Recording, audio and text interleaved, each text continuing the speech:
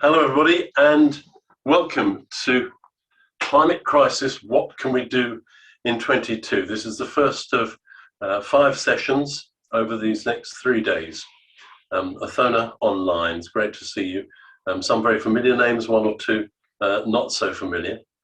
And this is a slight experiment. We've never done anything with quite this variety of speakers and themes and so on, all by Zoom.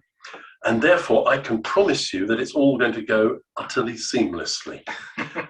It'll be perfect. It may not.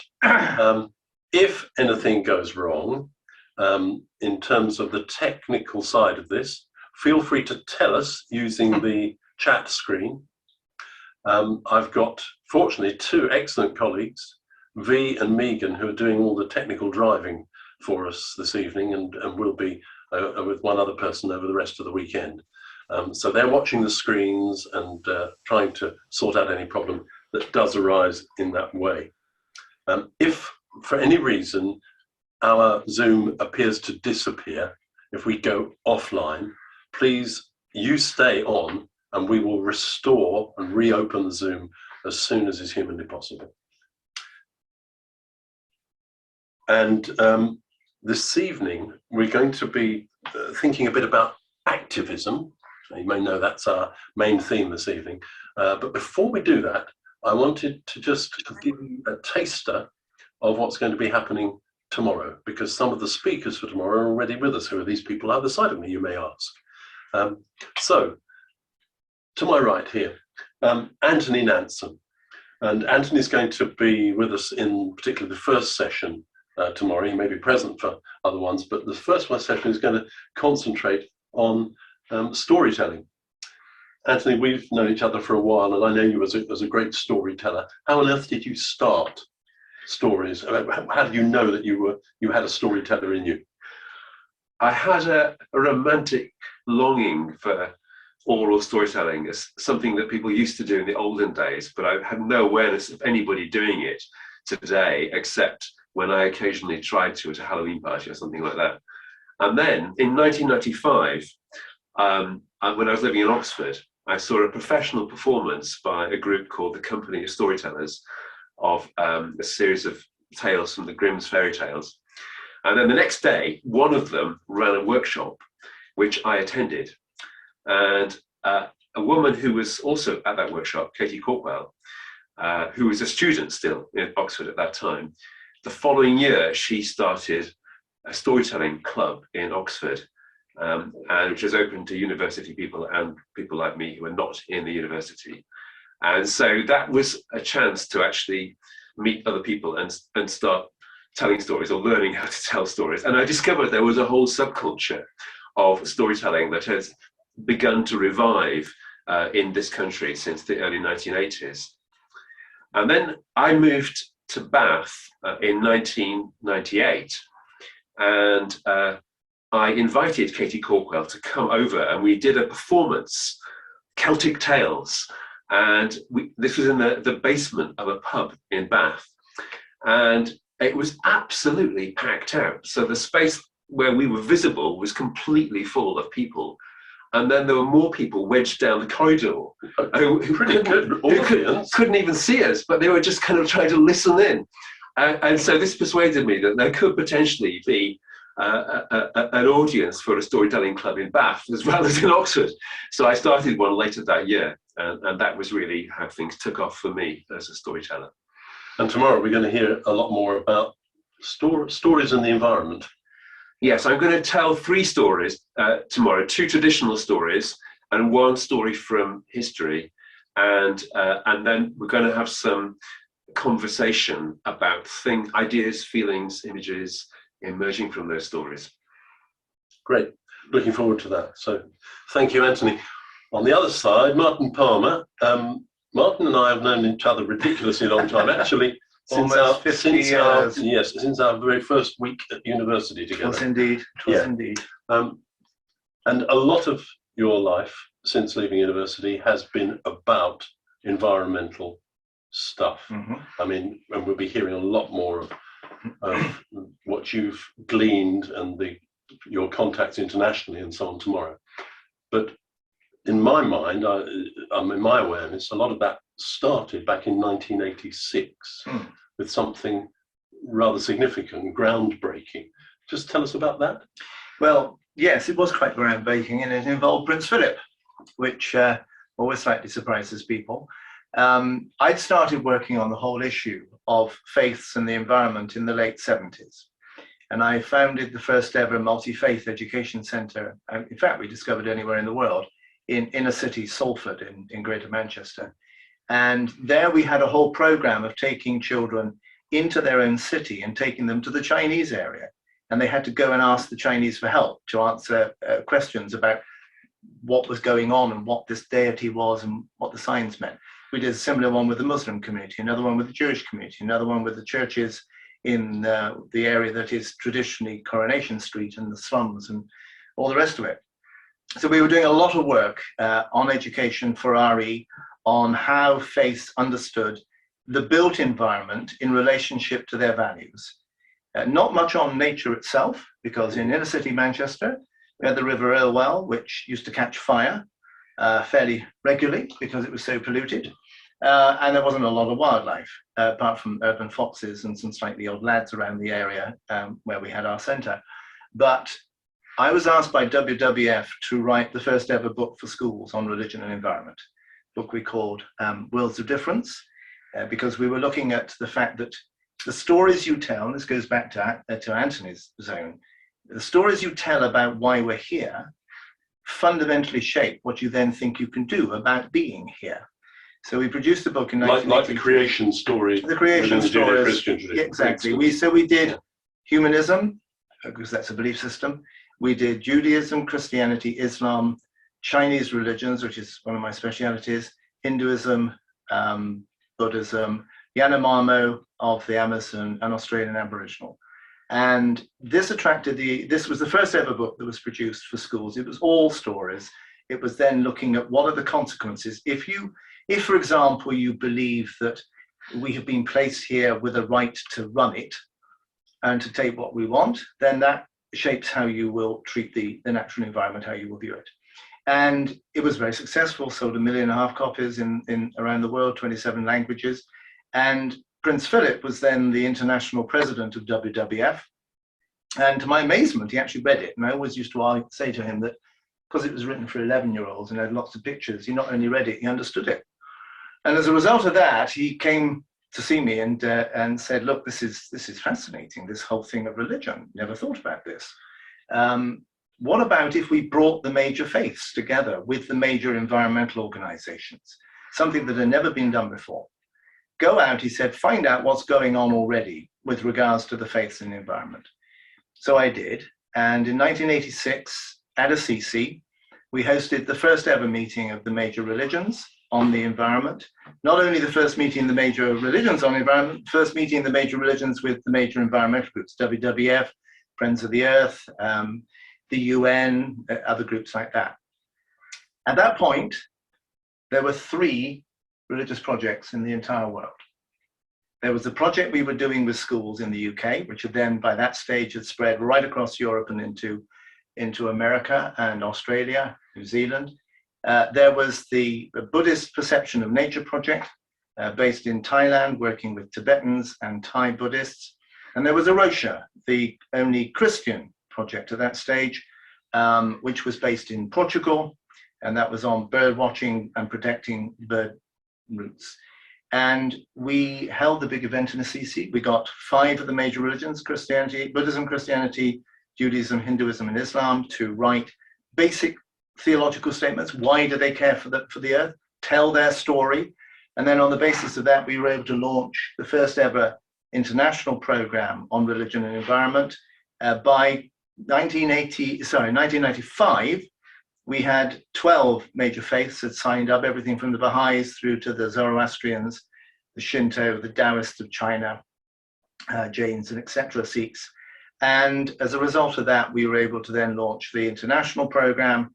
And now the UN calculates that there's somewhere in the region between 2 to 2.5 million faith-based environmental projects around the world. We didn't start them all. We did encourage them to think that they could do it. So it's been quite an adventure. And now we are looking at the role of the faiths as stakeholders, because one of the things that we discovered in our work was that most faiths didn't have a clue as to how much they owned in terms of land, buildings, schools, medical facilities, universities, and financial assets. And I got slightly tired of the faiths thinking that their job was to shout at everybody else that they ought to do better, and weren't doing it with their own element of shareholders. So we now work on the faith portfolios. They're the fourth largest investing group in the world. If we can change the faith's investment policy, we'll change the planet. Yeah, that's a pretty all right for a small agenda for tomorrow. Yeah. Appropriately, since we're thinking back to Assisi, we'll also have with us tomorrow a Franciscan brother. Indeed. Yeah, Brother Alistair Kay. I'm looking Wonderful. forward to seeing him too. So thanks very much, Martin. And Martin will be talking principally in the second session tomorrow, the second half of the morning. And just joining me on the right is Ellen Simon, who's come all the way from 2 miles down the road, Yeah. or along the beach, I should say, rather than along the road. Some of you will be familiar with the area and know us Tamarisk Farm. We farm the land immediately up downhill from here as well, which is National Trust land. Yeah, if you're here and have been walking and encountered sheep or lovely red-brown cattle, Yes. then they're Ellen's. Ellen's going to be with us and other members of her family tomorrow evening, the 5 o'clock to 7 o'clock session, when we'll be thinking about food and farming. I a little bit about the origins of the farm where you are. Yeah, certainly. And I'm fascinated what you said about there being so little in the past, because I feel that our farm has always had a relationship with it's not the same with big organisations, but there's always been a relationship in how we think about the farm, which relates to religion. Well, absolutely. I mean, and I'm sure that must be true for so many. Soil Association was founded Yes. by Quaker and Anglican Yes. farmers. Yes. But they did it because they were farmers, not because it was environmental per se. Yeah. And so in terms of any official religion Yeah. doing something, But in there people's wasn't heads, in people's hearts. I mean, so much of what faiths do in terms of traditional festivals, rites of passage, Yeah.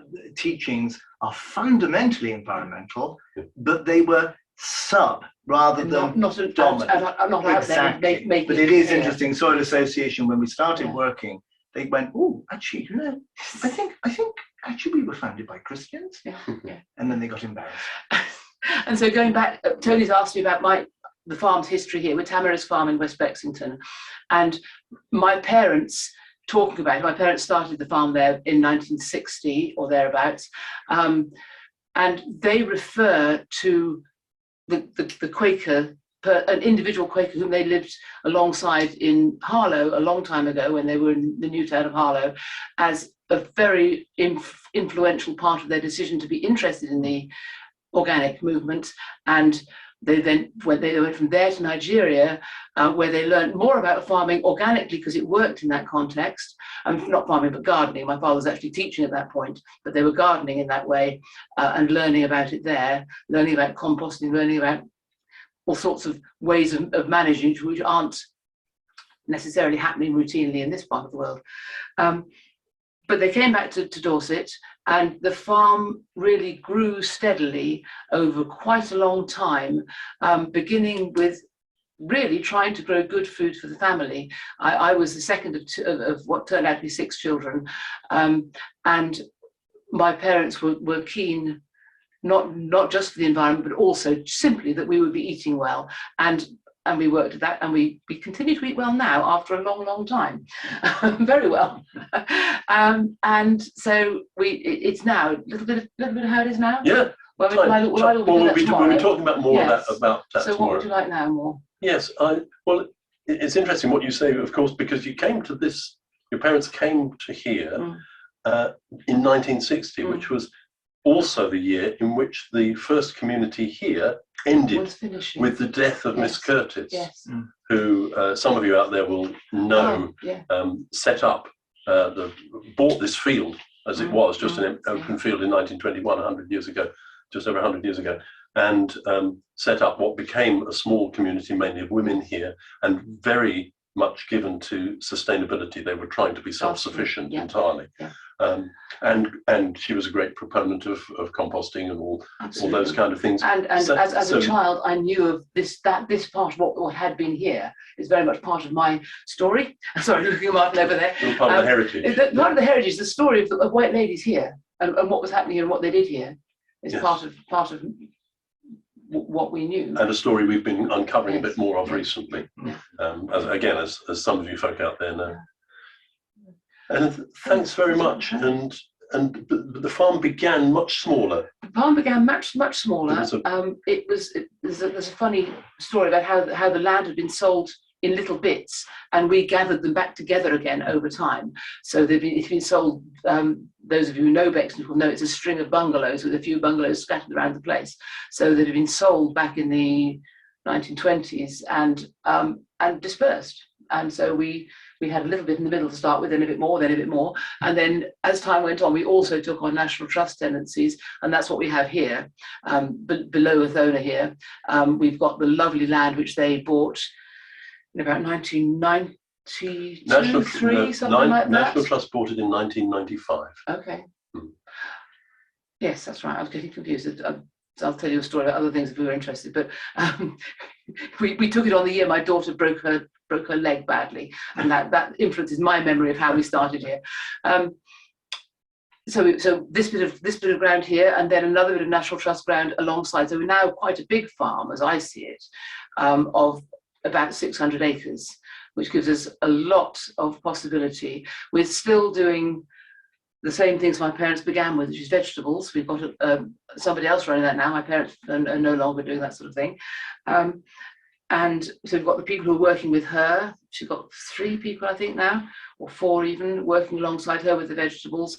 And there are 4 of us with the other aspects of the farm. But you'll meet more of that tomorrow. Yeah, super. Yeah, good to see everybody. At least the ones I can see. And then thanks very much. And as you can see, we have people with us who have all kinds of interesting experience to share. And I know that a lot of you out there also have your own particular insights and experience, and there will be opportunities on each of the sessions to comment, to ask questions and so on. Normally towards the end of the session we'll be opening up for those kind of things, but as we said before, feel free to chat on the typed in chat at any stage through, because my colleagues will be keeping an eye on that. Now we're going to hear an interview. Our topic is activism, and after the interview, as I say, there'll be time for comments, and some of you can we'll let you unmute, and we'll perhaps see you on the screen as well. So what do we mean by activism in this context? A little bit more than just recycling your bottles and paper and things like that, which I imagine very many of us try and do. We're thinking now of campaigning, lobbying, marching, making some kind of a stand, a public stand for sustainability. And the person that I most wanted to speak to about this couldn't be with us this evening. So I had a word with him and recorded it a bit earlier, and did that by Zoom. He is Jonathan Herbert. Jonathan is a former warden of the Pilsden community, friends of ours, just about half an hour's drive that away, northwest of Bridport. And when he left the Pilsden community, he went to live at another community, the Hillfield Friary community, north of Dorchester, still in Dorset. Jonathan, he's a CV priest. He is, as I say, a former warden, now living in another community. He's also a chaplain to gypsies and travellers. He's a great digger of ditches and mender of roofs, and almost anything he will put his hand to. And when I was able to speak to Jonathan on Zoom, I began by asking him about the sustainable lifestyle at Hillfield.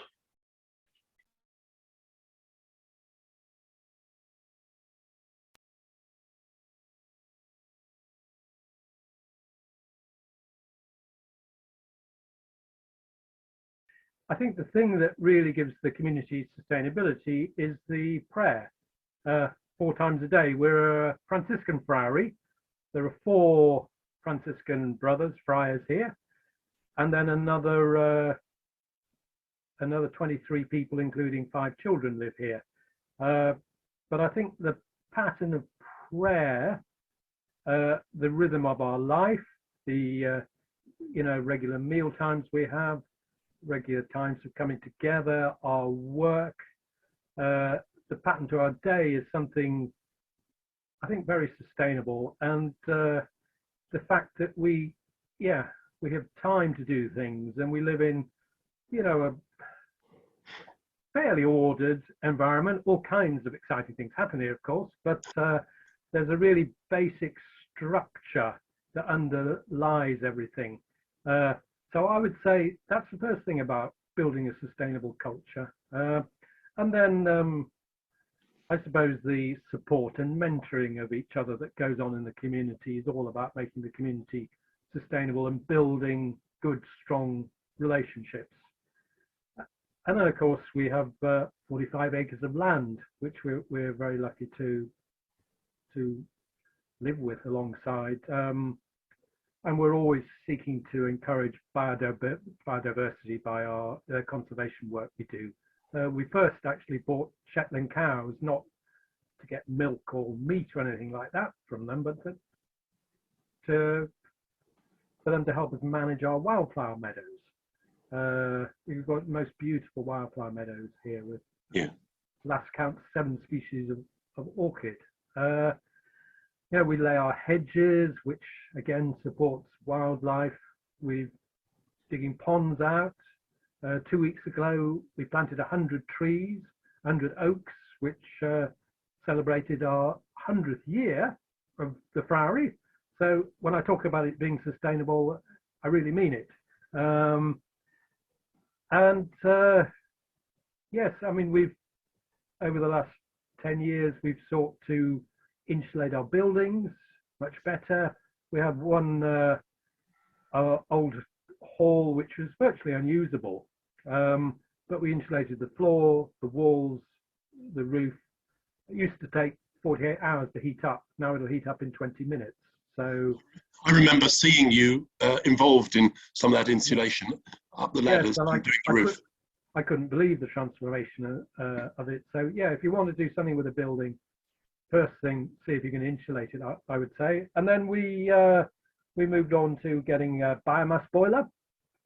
So we burn wood chip, which we source we source all of our timber now from our neighbours, which then gets chipped into a huge barn, and it's actually quite hard work because we have a huge vacuum cleaner which sucks all the wood chip into a hopper, which then the wood chip's then burnt, and then heats hot water, which heats 8 buildings. So it's like a small district heating system. And now I can have a nice hot bath and not feel guilty. I've been burning lots of LPG gas or something.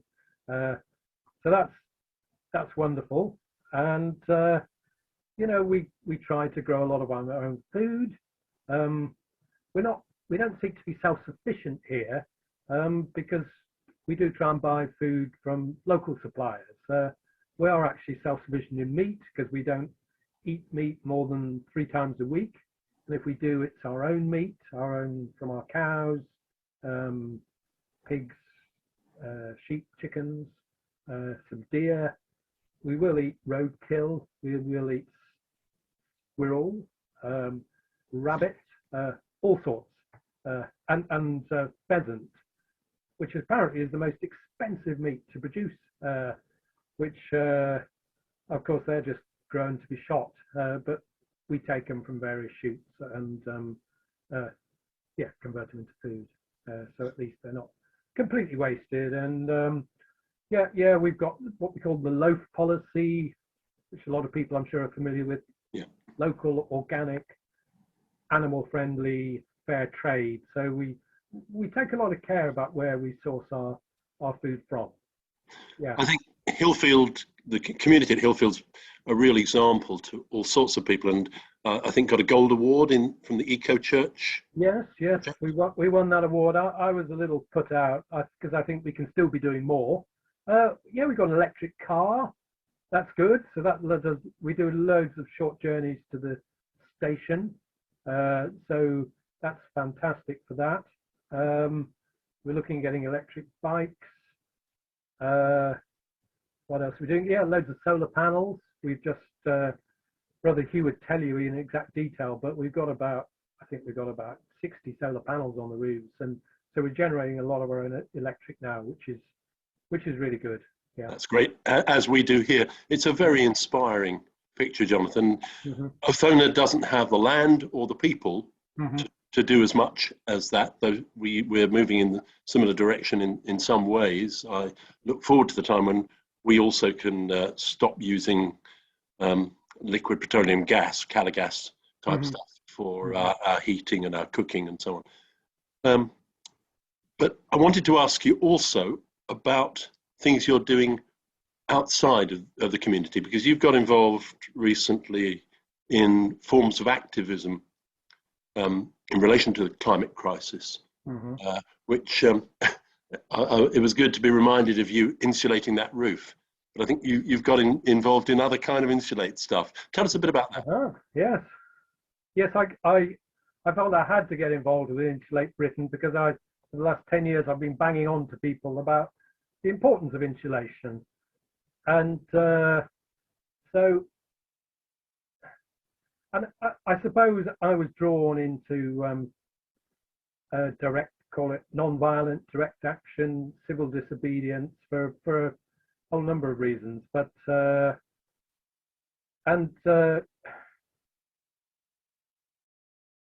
of my reason for living at Hillfield is to try and live more simply, more sustainably. But the more I reflected on things, the more I felt it wasn't quite enough. So I've lobbied MPs, signed petitions. Installing our biomass heating system was really hard graft. We had to dig up 300 meters of trenches, drill under buildings, but I was prepared to do it for the love of the planet. And but the more I reflected on things, the more I read reports from all the science, really, serious science about global warming is, unless something is done very rapidly, very soon, we're going to be in deep trouble. We are facing, I think, the breakdown of society. So what have you done with Insulate Britain? What have I done with Insulate Britain? Well, I've been on to unfortunately I was in a terrible dilemma about whether to go on holiday or be there for the beginning of Insulate Britain. But my wife clarified things for me. She said, I don't mind you going to prison. That's fine if that's what your conscience calls you to do, but you're bloody well coming on a holiday with me. I do object to that. So I thought, well, I've got to honour her and go on the holiday.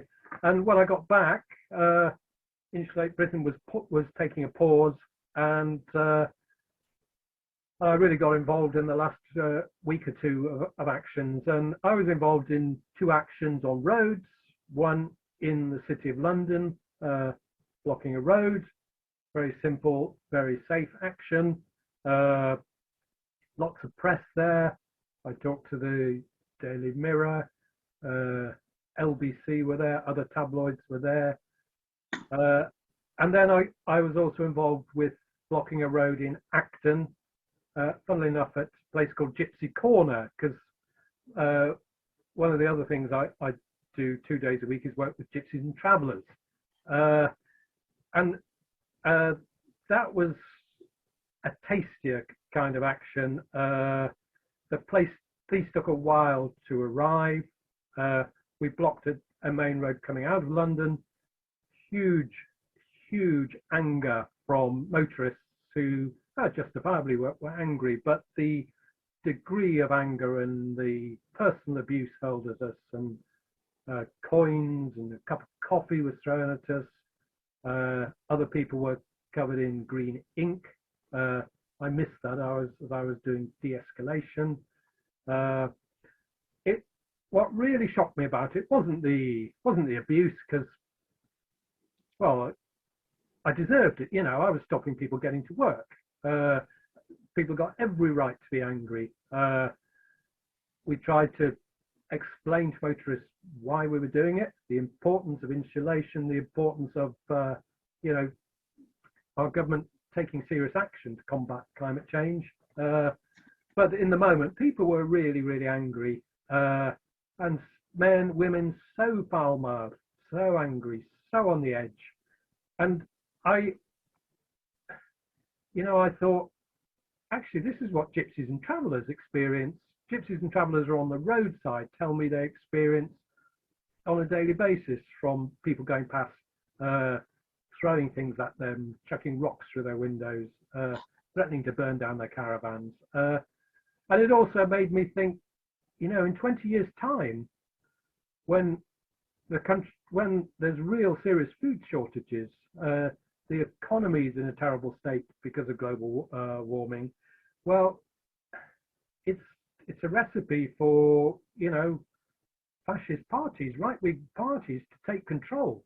And there are people here who would surely love to vote for a strong man, love to respond to, you know, extremist propaganda, and would happily be beating people up on the side of the road. And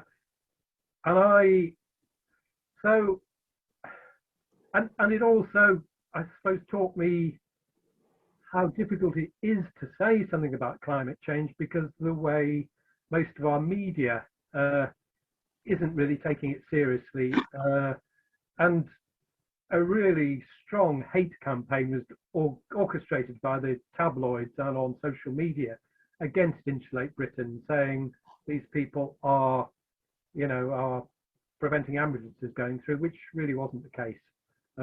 These are all layabouts. They're lazy. You know, they should get a job. A whole number of retired people there. There was a solicitor who was in tears about breaking the law. He was retired, but he said, I'll be thrown out of my local group of solicitors because I was broken the law. And perhaps rightly so. There was a retired GP.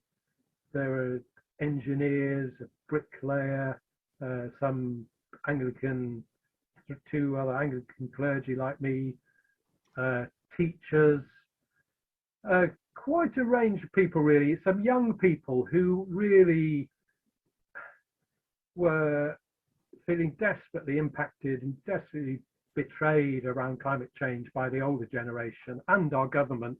What kind of a future are they looking at, you know?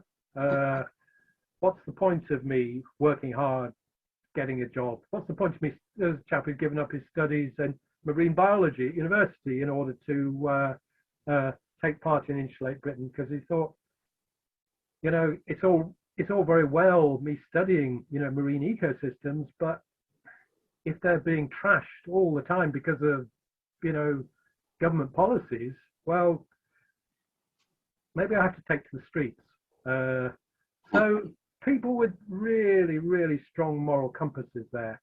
And I was,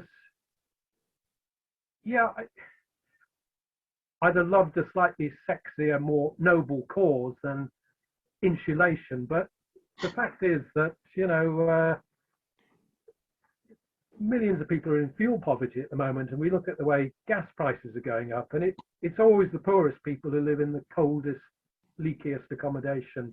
So yes, if something can be done to help people cut fuel bills, of course, insulating all Britain's housing stock, which was actually in the social housing stock, which was in the Conservative Party manifesto. You know, it wasn't an unreasonable thing to be asking for. It would create a lot of jobs, and the quickest, simplest fix for reducing CO2 emissions. And certainly if we're going to not only insulate houses better, but start swapping over from gas boilers to alternatives, it's going to also mean massive training of more people with the skills to do that. That's so right. educationally, there's a a challenge and an opportunity there. I must ask you, given the wish for people not to assume that all the people protesting are layabouts, do you wear your dog collar? I did the first one. I did, yes, and I ended up doing some de-escalation because one man was just so upset and really being abusive to a woman who was de-escalating, and I jumped up in my dog collar and went to try and support her, and it just actually made things worse. But usually when I'm on protests or being arrested, I do wear my dog collar because I think it's really good for the church to be seen protesting and taking a stand and acting, I would say, prophetically. Yeah. You must know that there are people, very committed environmentalists, who feel that kind of direct action loses more friends than it gains. Yes, I mean... And you aren't responsible for what the media do with it. You can do your best to communicate well with the media, but what people will actually see at the other end of the news bulletin or whatever is out of your hands, I know. But I would say, how do you feel about that critique? Because I think it's a serious one. I think it is. I don't think Insulate Britain have taken that on board and are going to, the next actions will be less targeting, less affecting ordinary people. It was always targeting the government. But yes, I mean, direct action historically has always been unpopular. The suffragettes were deeply unpopular, but now they're lauded, aren't they? 100 years on, and they were lauded. I know the civil rights movement. Lots of people in the churches were saying, "You mustn't do this. We just need to talk to people in government." There are other ways of bringing about peaceful change, but I would say history often tells us that governments shift when there is not through lots and lots of petitions, but when there's well, I would say the petitions and the lobbying hasn't really worked. That's why I'm prepared to take to the streets. Yeah, I've got so many other things I'd rather be doing, but so I mean, it was very interesting. We did an action in St Paul's Cathedral. Interestingly enough, I got arrested for aggravated trespass in the cathedral. Again, going back to gypsies and travellers, that's what they're often arrested for, or moved on for. So anyway, I was arrested in the cathedral, and it was a very good, very well, I thought, brilliantly targeted action, because of course St Paul's Cathedral is right in the City of London, and the city, we know it's the City of London, it's the banks that, if the banks withdrew their money from fossil fuel companies, then everybody would start divesting, and fossil fuel companies would very rapidly switch to promoting renewables with all their skills and resources. So anyway, so the action was really to encourage the Diocese of London to divest from fossil fuels, from its investments in fossil fuels. But it got some really good coverage in the national press. I mean, the action itself really was not very disruptive, and I'm hoping not even to go to court with it. But we unfurled 16 of us unfurled 2 large banners right at the end of the Sunday morning service. A short statement was read from the pulpit, which the congregation applauded, and then we decided to stay in the cathedral. And perhaps some of you will remember the Occupy protests in 2009. For weeks and weeks outside. Yes, and how the cathedral got into a bit of a mess with that, really. And I think they were very quick to call the police and threatened to arrest us. But I think the fact we were arrested, certainly within the church press, meant we got good publicity. We did get a meeting very quickly with the Bishop of London, who's committed to divest from fossil fuels. Since then, the Diocese of Durham has divested. The Diocese of Salisbury, where we are, was well on the road to divesting, but it gave them some more encouragement. So I thought that kind of action, though disruptive, although actually it was a bit awkward for 2 or 3 of the decision makers in the cathedral, but it needn't have didn't affect their worship that day, or didn't need to anyway. We'll actually be hearing more about moves towards divesting on an international scale from faith bodies elsewhere in Othona's event that this is part of. Yeah. This is really, it's been great hearing this first-hand experience, Jonathan. You were going to go to COP26. I did go to COP, yes. Yeah. And I wasn't hopeful, but I am a person of, I think, great faith, and I think God can do anything.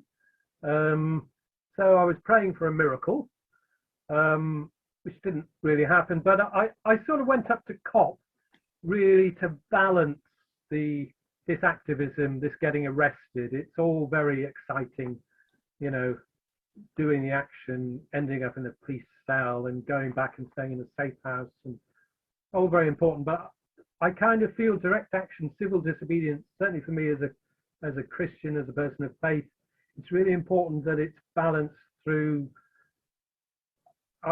I would say, through a lot of prayer and discernment. And, you know, I would say the forces that have led to the kind of disintegration of societies, the excessive individualism, consumerism, unregulated, unchecked global capitalism, which has been so damaging for our planet. I would describe it as evil. You know, St. Paul talks about principalities and powers at work. I would say, you know, the church needs to kind of, as a whole, needs to begin to stand up to all these forces of evil. Stop worrying about, you know, individual morality so much, and particularly what people do in their sex lives, you know. But goodness sake, let's look at the really big important stuff. But it was, and once you begin to confront this real kind of institutional evil, I think it can be really, really crushing unless you have prayer to sustain you. So I wanted to go up to COP to actually be present where, I don't know if decisions were being made, but pressure was being brought upon world leaders. And I wanted to go there and pray. So I joined part of the Earth Faith Vigil with other faith groups, and just we prayed silently for all day. People took it in turns to do shifts, praying outside the conference. I did go to one die-in, which was just like praying, actually being still for 20 minutes. Went to one wonderful demonstration against the military industrial machine, and went to BA Systems in the old shipyard in Govan in Glasgow. Sounds like a lot of common ground between people from different faith approaches. Yes, different traditions.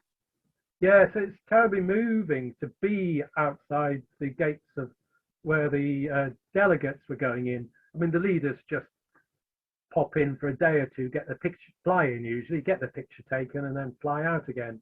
But I mean, it's half the delegates were people from working on the ground, you know, maybe indigenous people from the Amazon, you know, or from Bolivia or somewhere. It's really moving to see them and hear their stories. Rather darkly, the other half of the people in the conference were lobbyists from oil companies who'd got in through, you know, under false pretenses. Yeah, it was great to be there, and actually to be in the city of Glasgow. And everything relates, I believe. But let me just tell you this story, if I may. Back in April last year, I remember seeing on the news a story about two people from the Indian subcontinent who'd lived in Pollokshields in Glasgow for about 10 years. And they were both Muslim, and it was right at it was celebration of Eid. And the English Home Office decided to come in and arrest them.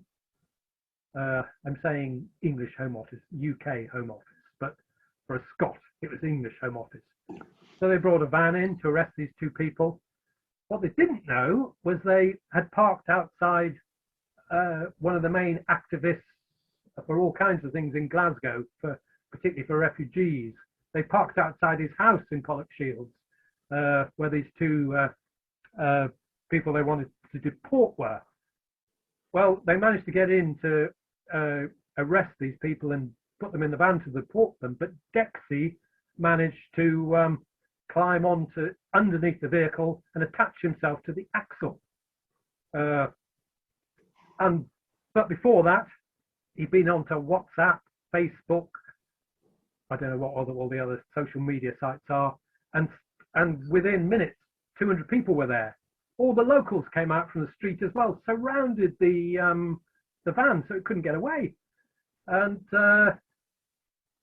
of course it was on the news, and Nicola Sturgeon, that consummate politician, was saying, we won't have the English Home Office insensitively coming in at a time when in India COVID is rapidly out of control, deporting people back there. You can see how strongly this local community feels. We're not having it. And anyway, my last night in Glasgow, I ended up on Kenmure Street, which was the very street where Jaques had stopped the prison van taking these people away. And the people I went for dinner with had been part of that protest. And they'd even written a song called Jaques Under the Bus, which you can find on YouTube, by the way. And they said something at dinner, you know, when you come to live in when you come to live in Scotland, that means you're Scottish. That's what we say in Scotland, which is so different to our attitude in further south, I'm really sorry to say. Well, the attitude of our government anyway, this present government. And that just gave me huge hope, really, you know, and just the way Glasgow actually has welcomed refugees into the city, and the work it's done, I know, with specifically Roma people, Eastern European Roma gypsies, the real hard work they've done in educating locals about them. So, yeah, while there wasn't a huge amount of hope on the climate agenda, there was, I don't know, it was hugely hopeful meeting so many people of goodwill in Glasgow and seeing a nation that's got a strong sense of identity, welcomes immigration, and wants to do, is social justice is at the heart of the Scottish National Party, I would say. Yeah, so that was quite inspiring, really. And lovely. I mean, getting involved in climate activism has just made me you've made so many remarkable people with such, with passion, but the great compassion as well for other people and for the world, both people of faith and people without faith, just remarkable people. So, yeah, my involvement with climate activism has been deeply enriching. I'd encourage others to do it, to risk it. If you're thinking about it, if you think you might do it, you don't have to go to prison. You don't even have to be arrested. Well, at the moment, it's going to be very difficult come, a few weeks' time, perhaps, with these, draconian measures the government's seeking to bring in. So, but yeah, I would encourage you to risk it, generally in life, when we take risks, well, I don't know, I won't speak for anyone else, I'll speak for myself. It's often deeply enriching. May not always be comfortable, but deeply enriching, and it's certainly really deepened my faith journey too. Jonathan, thank you so much. You couldn't be with us in person or live on Zoom, as we're hearing other people over this weekend of climate crisis. What can we do in 22 at Othona? But thanks so much for recording this conversation with me in advance. Oh, pleasure as always, Danny. Thank you. I hope you can all hear me again now, and we're hoping to hear a bit from you. We've got about another half an hour for this Zoom, up to about another half an hour. I think I know one or two of you have written in on the chat. If you'd like to speak on the Zoom, we'd suggest that you draw my colleague's attention by doing the raise hand sign. That's on your screen. There should be something called reactions if you're not used to this, and if you click on reactions, it'll give you options of things like thumbs up and so on. But if you do the raise hand one, we'll know that you're hoping to speak to us live. It'd be great to hear just some people's responses, anything that struck you in what we heard there from Jonathan Herbert. Heather. Heather, let's hear from, it's Heather Godfrey. And you. Hello, Heather. Hello, everyone. It was very interesting listening to what he had to say, and I've got a lot in common with him. I was there on the bridges in London, and I was there blocking the traffic. I wasn't arrested. I didn't want to be arrested, but I did take part in all those things. And a lot of people have said to me, you're not behaving very well because you're inconveniencing people who are nothing to blame, have nothing to do with this, and you are inconveniencing them and making their lives difficult. And I always think, what's most important? Is it most important to avoid disrupting people, or is it most important to try and fix the climate crisis, which is going to be a complete catastrophe? And I don't think people are enough aware of where we're heading. And I do think Extinction Rebellion actually did the job in making people aware enough to declare a climate emergency and get the government going at least a little bit in the right direction, as far as I'm concerned. So a lot of people didn't like it, but I do think we made a start, at least, in where we need to go. And it's just comparing the damage now with the damage that's coming that really persuades me. Did you find it easy to take the decision to take a risk, in Jonathan's terms, Heather? I don't find it very easy. I like to think of myself as being a brave person, but the idea of being incarcerated when a holiday's coming up didn't appeal to me. And I did put myself in incognito a little bit. I actually went and picked litter up around London while it was all happening. So while the streets were blocked, I was there blocking them, but I was going around picking up litter with people. And that gave the police reason not to focus on attention on me. It was just a sly idea. Thanks very much, Heather. I'd like to mention, which is today I went on a demonstration against the police bill, which was mentioned, and in the police bill, they are going to stop effectively any kind of demonstration, and they're going to make it illegal to do that.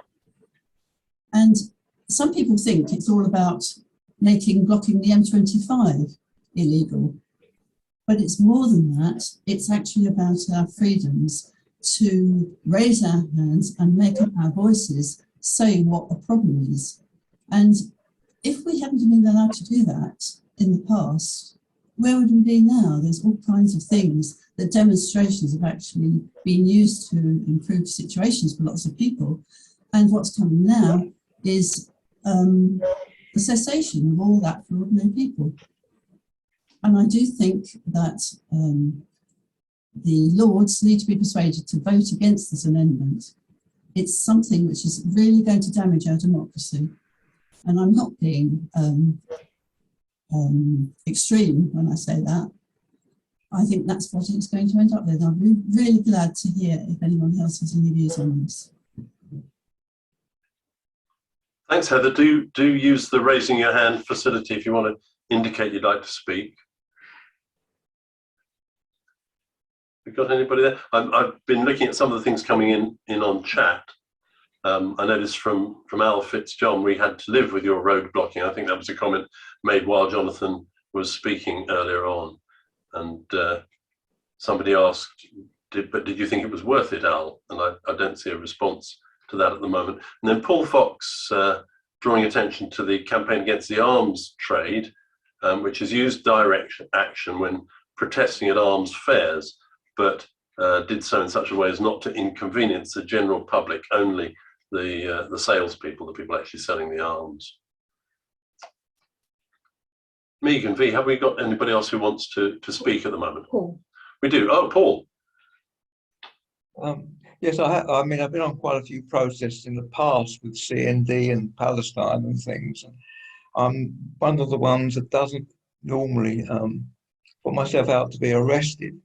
I'm not quite sure I'm into that, but I've often been on protests, and I think the people that are willing to be arrested are very good indeed. I know with CND a number of times I sat on the road with other people, but I knew that when the police came along and asked me to move, I would get up and move. But I knew other friends, Quakers as well, that would simply refuse to move, would be picked up and carried away and then arrested. Usually they would be let off fairly quickly because there were so many of them. It was inconveniencing the police to have too many people.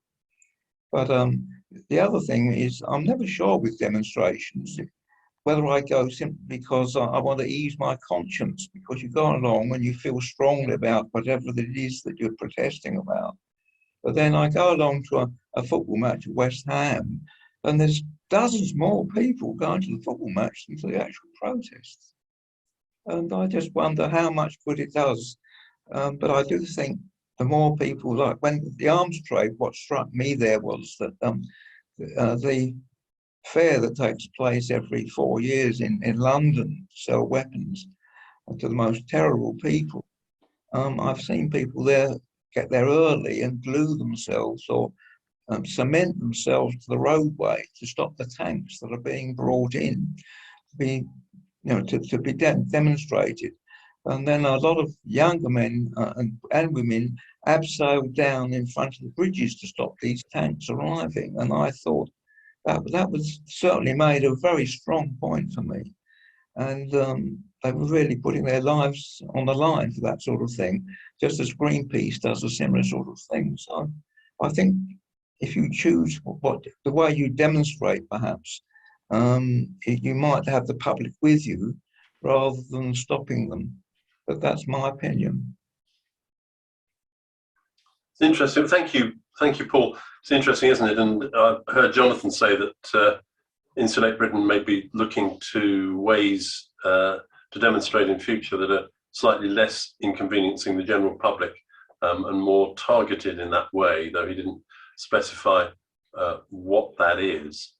But I wonder how far, it seems to me that public awareness of various aspects of the climate situation and the environmental situation is massively greater now than it was at the beginning of the pandemic. Certainly there's a great deal more about it regularly in the media, some of it pretty good reporting. And I wonder how far that has been prompted by the sort of things that Extinction Rebellion and so on have done. Anybody else with a hand up? Oh yes, Sue Powell, should we go to next? Hello, yes. I thought it was a travesty and a great shame that Insulate Britain attracted so much bad publicity and met such a hostile reception. But the other point that was raised was the COP26 and the number of oil and gas people that were lobbying there. And I think that cuts both ways, because I was so disgusted by that I boycotted fossil fuels for the entire fortnight of COP. So it might have only been a small unilateral protest, but I didn't switch my heating on at all until second week of December. I was like, no, I'm not going to burn any gas. I'm just not. I'm not having it. Obviously, I can't freeze to death, and I'm happy to now. But it's certainly redoubled my intention to insulate everything, 3 times over. I'm definitely not going to reward these people anymore. Hats off to you, Sue. Thank you. Yeah. I wonder if now I see Steve Mandel and Marion Winslow there, and I know they were in Glasgow too, because I saw a photo of them leading an interfaith pilgrimage walk through the city. Isn't that right?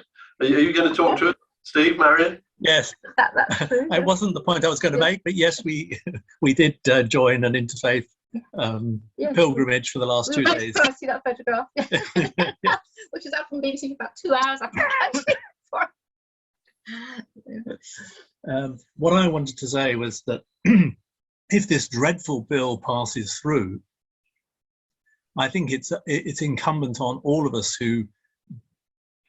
at least all of us who don't have young children to look after, or a job that would collapse if we didn't go into it, to protest against the bill itself, and to make just to clog up the courts with too many people protesting against this bill, which, if it passes, it will be a major step towards a totalitarian government.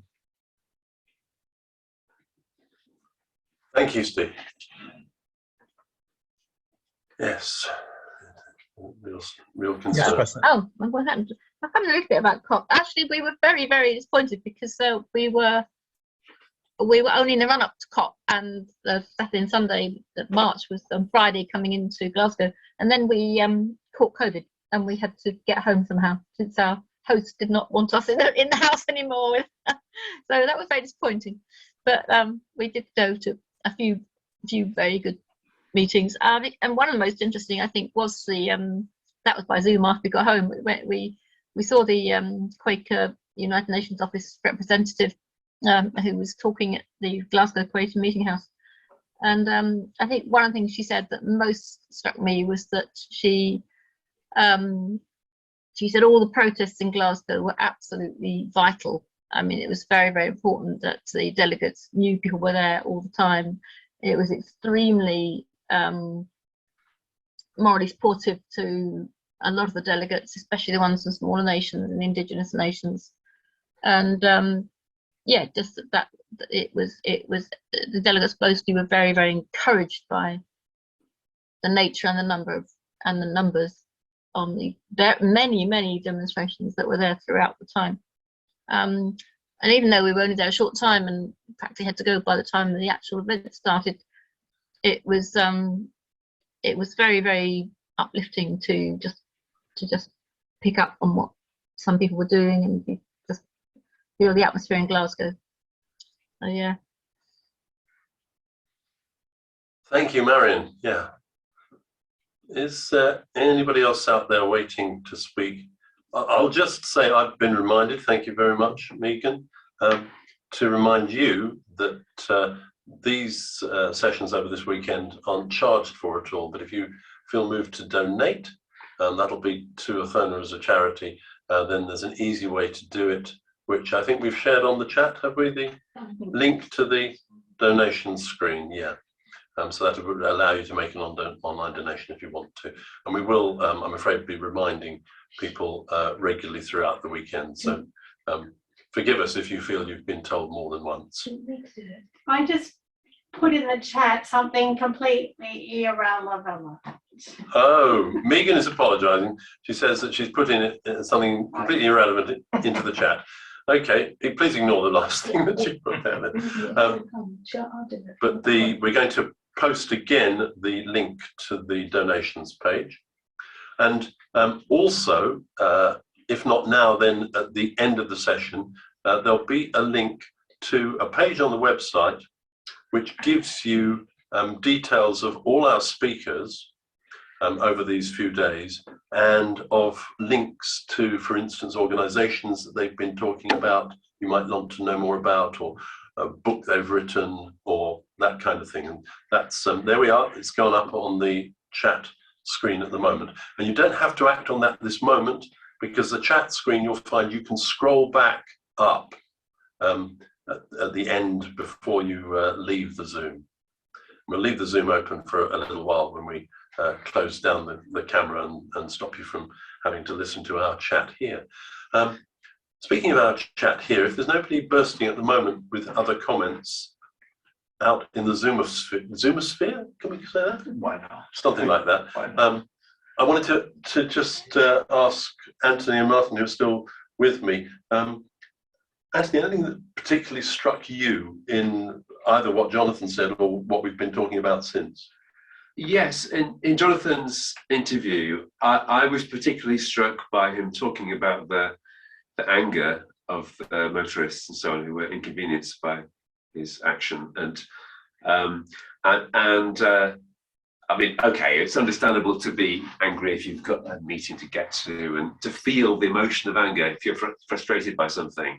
But he was talking about this really abusive language, and it obviously was quite, the way he was talking about it was quite extreme, and they were expecting that. So they had people who had been detailed to do the de-escalation work.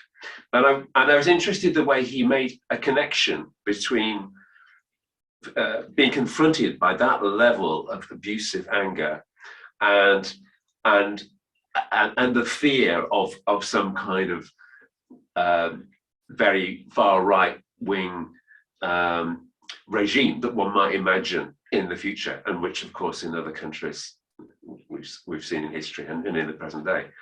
And so from the point of view of being a storyteller, there's something here about the quality of communication and the quality of attention between people. When people talk about storytelling, and it's easier to kind of focus on the person who's actually speaking, who's doing the telling, but whenever there's storytelling, there's also story listening. And the story listening is absolutely vital, and is giving that quality of attention to receiving the story, and also allowing a kind of opening of the heart to the sentiments, the feelings within the story to touch you in some way. So I mean, I think that one of the things that storytelling as a particular activity has to contribute to the whole agenda of dealing with environmental crisis is to help contribute to people gaining those capacities for equality of attention and openness to each other, responsiveness, empathy, because as the environmental crisis bites deeper and deeper, as Jonathan indicated, there's going to be more and more potential conflicts, more and more reasons for people to get angry because they're threatened or they don't have the resources that they need. And therefore, if there's to be a civilized future, there will be more and more need for empathy and quality of attention and quality of listening in order to actually cope with the kinds of situations that will arise. Thank you. Really interesting thought. Yes. Martin, you were also at COP26 in a different capacity. Tell us a little bit about your experience of it. Well, first of all, how much were you aware of the kind of demonstrations and vigils and so on that not only Jonathan, but Steve and Marion and others who were there have been involved in? I mean, we were certainly aware of it, and some of my staff and colleagues were on that. The head of Laudato Si movement, which is the largest Catholic environmental organization, is also the head of Movement for Faith Invest, and she was both at our meetings, which I'll come to in a moment, but also very much involved with the protests, with the prayer sessions, and so forth. And many of our multi-faith partners, particularly Sikhs, Muslims, Hindus, were very much involved. Faith Invest is the name of your organisation, which you were representing there, and you'll say more about tomorrow. Yeah. So, but I think the problem is that wasn't actually where anything of real significance was happening, the official events. And I've been at COP since Kyoto in 1997, and we knew what needed to be done then. And we were betrayed by the US government, bringing in the notion of carbon trading, which is essentially the sale of indulgences. And it was the sale of indulgences that led to the Reformation. And why did the Reformation take place? The Reformation took place because essentially the sale of indulgences means that you never actually confront the significance or the consequence of your own actions. Indulgences were where you paid donated money to the to church in order that you could buy your way out of purgatory. your sin was written off. The sin was partially. Partially. It cost a lot to get, well, in your case, Tony, I think probably unaffordable. Yes, don't go But there. we won't go there, no. So I think that the major problem is that, to be frank, the what's the right word? The drive for significant change is no longer with the governments. It never was. Never was. We were involved in developing a whole program with the faiths prior to the Copenhagen COP in 2009. Why? Because the UN knew 18 months before that COP that it was going to be a failure. And so two major initiatives were launched at the request of the UN, nothing to do with governments, national governments. One was with Arnold Schwarzenegger when he was the governor of California. And that's what's called subnational, i.e. mayors, state governors, governors of provinces saying, well, our government may not agree, but we can agree. We can ban traffic in our cities. We can put taxes on gas and on oil. We can encourage and invest in LED, an alternative infrastructure that provides us with electric buses and so forth. We can make changes. And the other initiative was the initiative that we developed with Prince Philip and with Ban Ki-moon, with the faiths, which was Faith Long-Term Plans. And this was asking the faiths to do an audit of what they owned, what they controlled, what they influenced, their status. In many parts of the world, nobody pays any attention to governments or to the UN or to NGOs or anything like that. It's the faiths that they trust, because we're the most sustainable bodies in the world. We've been through countless crises before, countless disasters before, and we're still here, and we still will be there. So that sense that governments, and national governments in particular, were the solution is nonsense. The UN doesn't even believe in it. It's nonsense. It's just that the way we structured after the war in terms of the UN and the World Bank was to assume that nation states were the only structure that could work. They're not multinational. The faiths are. Every single faith is multinational. The multinationals are multinational. They don't pay the slightest attention to governments. So this notion that the governments are of any significance in this, other than being able to pass laws that curtail, and we've been hearing about the police law, is frankly living in cuckoo land. And a lot of the protests, I think it's great. I think you should protest, but you're protesting to the wrong things and you're pouring energy into the wrong places because nobody's going to pay any attention. This COP was quite significant. It had less than 15,000 petitions. Nobody read them. Nobody paid the slightest bit of attention. Maybe very good for discharging anger and frustration. So the real changes were taking place elsewhere. And the biggest thing coming out of this COP was the rise of civil society. And by civil society, I don't just mean the nice bits of it, the sort of the NGO world, the faiths, that we were all there and we were beginning to build partnerships with the financial world, with the investment world. We were building partnerships with the educational world, with the unions. We were building partnerships with companies producing products. We were basically creating an alternative economy. Because in the end, this will be driven by a change of values, and those values need to be reflected in the economy. So we talk in Faith Invest, we work with all the major religious investment houses of the religions around the world, which probably constitutes about a quarter of the entire investment portfolio of the world. We work with them on what's called faith-consistent investing. In other words, many of the values that you've spoken about and that Jonathan spoke about are fantastic values.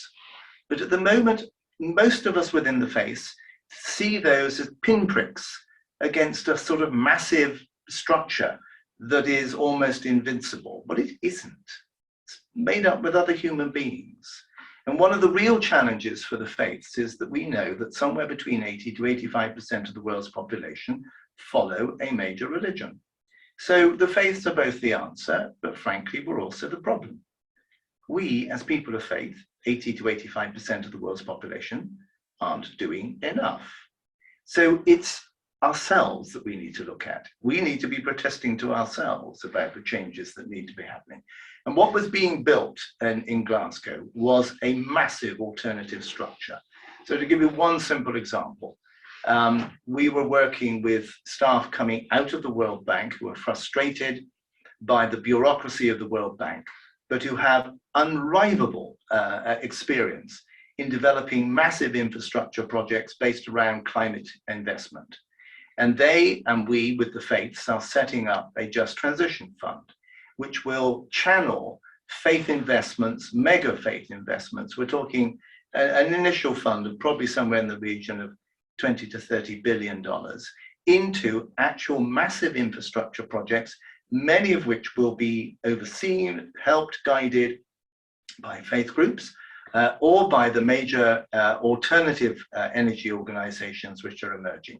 It's very easy to look at what's going wrong and despair. It's an old narrative. So much easier to. A very simple example of this would be at Borobudur, which is the greatest Buddhist temple in the world. It's in Indonesia. There are 36 panels which depict the wonderful state of bliss that you can be in if you follow the teaching of the Buddha. Beautiful scenes of happiness and flowers and animals lying down with each other, all the rest of it. And then there's 36 pictures of what happens if you are bad and wicked and the terrible things that were before you in the afterlife, the tortures and the demons pulling out your innards and your eyes being plucked out, etc. Nobody goes to look at the 36 nice scenes. They all go to look at the horror scenes because we love a bit of drama and horror and fear. It paralyzes more than it liberates. And what we need to be actually doing is building the alternative structure. And what happened at this COP, it started in Paris in 2015, is that frankly, the nation states are being told, when you're ready, do catch up with the rest of us. Look for where the changes are actually happening. And the changes are actually happening in where the investments of the faiths and many other groups are shifting. They're being seen in the educational programs that are being rolled out around the world. The faiths run 50% of all schools still. You wouldn't guess it from the kind of stuff that we hear about what we should be doing as a faith. We run a third of all universities. We run more than a third of all medical facilities. That's where, as faithful people, we need to be working. That's where the change will come. It's not going to come from the governments. Their history. Yes. Memo to Boris. I think he knows that. Yeah. Otherwise, why would he be running as the way he does at the moment? And you spoke about a fund for infrastructure, for instance. Yeah. Contrast, look at the difficulty that Joe Biden's having getting an infrastructure bill through in a massive gridlocked national government. Precisely. Where they desperately now, need it. I mean, the point being that if you look at, so one of the programs that we're working on is a whole program with not just with the major faiths, but with many other groups about the power of the banks. And it's not the oil companies that are funding oil exploration, it's your bank. It's HSBC, it's Barclays, it's NatWest, Bank of Scotland, they are bankrolling it. So what we're looking at in many parts of the world is the creation of alternative banking structures. Because if we cannot rely upon the current ones, we have to create alternative ones. So a very simple example would be one of our greatest partners is the Lutheran Church of Tanzania, and they have set up multi-faith savings banks in virtually every village across Tanzania.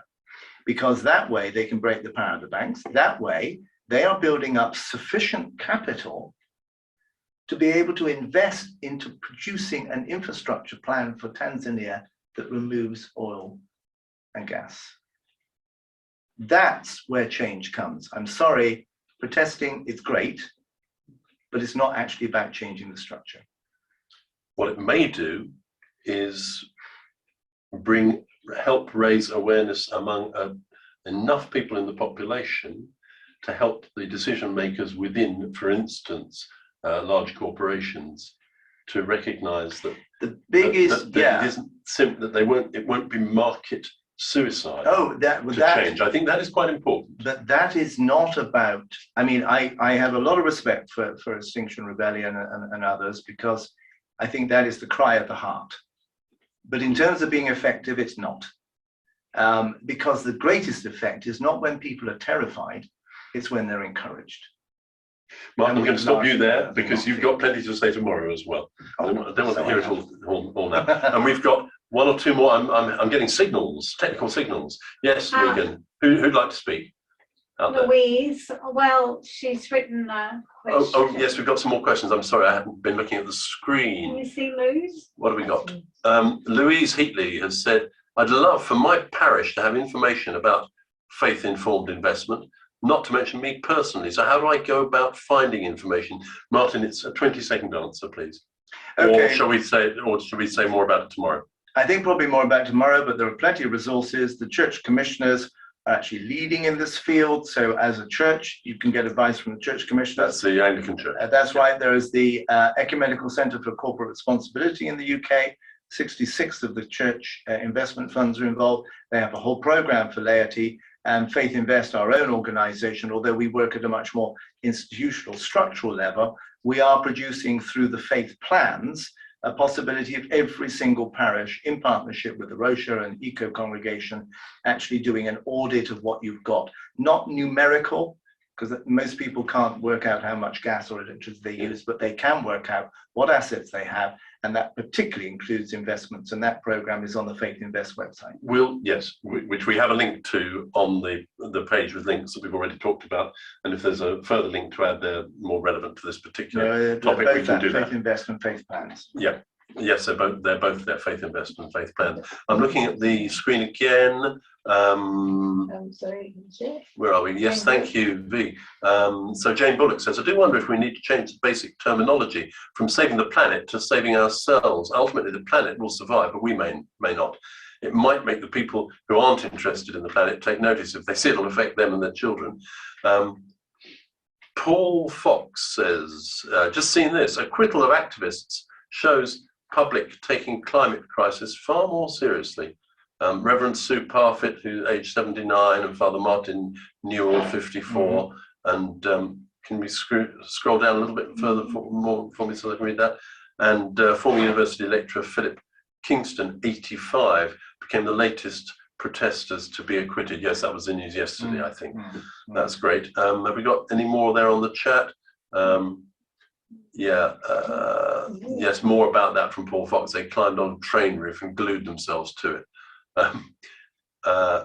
And Steve Mandel says, I think Extinction Rebellion, etc., have had a major impact together with other things in finally getting more media attention, and that is very important. Then we've got again the links to Faith Invest and Faith Plans. They've come up on the chat again. Heather Godfrey is saying, I have to leave you now. Yeah. So hope to, and we'll be closing the session in a moment anyway. Is there anybody else there who is unable to put anything on the chat but wants to speak in person? Just do that little hands up thing if there's a last thing you need to say. I think we are coming to the end, and it is just on 9 o'clock, which is when we planned to close this session anyway. So don't forget, tomorrow we are going to be meeting again at 10:30. And that session will be an hour long, and there'll be a quarter-hour break. 11:45 we meet again through to 1 o'clock, and there'll be Anthony and Martin, principal speakers in the morning. Also, Brother Alistair Kay coming, he's the rector of a parish near here, which, if global warming continues along the line it is, will be partly underwater before too long. Concentrates the mind wonderfully. And then in the afternoon, come back to us if you can between 5 and 7, when Ellen, who you met earlier on, will be here with other members of her family who farm organically down at West Bexon. We'll be talking about food and agriculture generally as part of this story. And then on Sunday morning, there's a final session from 11 through to 12:30, I think, when we'll be hearing from a great reintroducer of beavers and other animals. He's a great rewilding expert and absolutely passionate about it. Derek Gow is his name. So join us again for those things if you can. Encourage your friends to come along as well. We have more space on the Zoom. And thank you very much for your attention and your participation today. And hope to see many of you tomorrow. And thank you, Martin, Anthony. Ellen had to pop off back to the farm. Thank you, Megan and V, for being in the studio, but out of sight. So we'll say goodbye for now. We will leave. We're going to turn off the vision so you don't have to look at us any longer. Oh, before we do, I'm just going to get the picture.